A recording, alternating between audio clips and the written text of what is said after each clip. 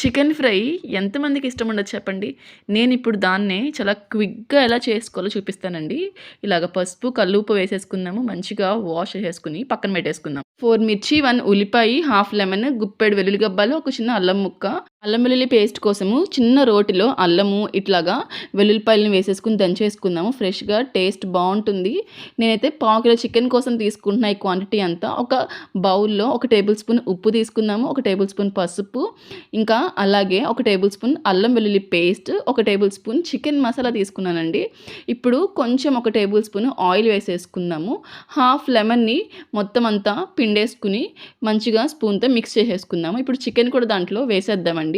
1 table spoon కారం వేస్తున్నాను. ఇప్పుడు ఈ టైంలో చీల్చి పెట్టుకున్న 4 పచ్చిమిర్చి కూడా వేసేసుకుని మంచిగా మిక్స్ చేసేసుకుని బౌల్‌ని అట్లాగా మనము ఫ్రిడ్జ్‌లో ఓవర్ నైట్ స్టోర్ చేసేసుకుందాము. మసాలాలు మొత్తం బాగా పడతాయి. ఇప్పుడు ఒక పాన్‌లో 2 టేబుల్ స్పూన్స్ ఆయిల్ వేసుకున్నాక 2 లవంగ ముక్కలు వేసేసుకుందామండి. ఉల్లిపాయలు కూడా వేసేసుకుని ఉల్లిపాయలు మగ్గింది అనుకున్నప్పుడు ఓవర్ నైట్ పెట్టుకున్న చికెన్ కూడా మనము వేసేసుకుని దాన్ని కింద నుంచి పైకి బాగా టాస్ చేయాలండి.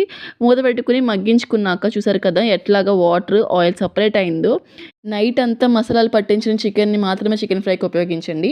1 టేబుల్ స్పూన్ అల్లం వెల్లుల్లి పేస్ట్ వేసేసుకుందాము. ఇప్పుడు 1 టేబుల్ స్పూన్ కారం కూడా వేసేసుకుని దన కింద నుంచి పైకి టాస్ చేసుకుని చివరిగా కొత్తిమీర వేసుకుని దింపేసుకుంటే ఎంత సూపర్ టేస్టీ అయిన చికెన్ ఫ్రై రెడీ అయిపోతుందండి. దీన్ని మనం రసంలో పేరప్ చేసుకొని తింటూ ఉంటే ఆహా!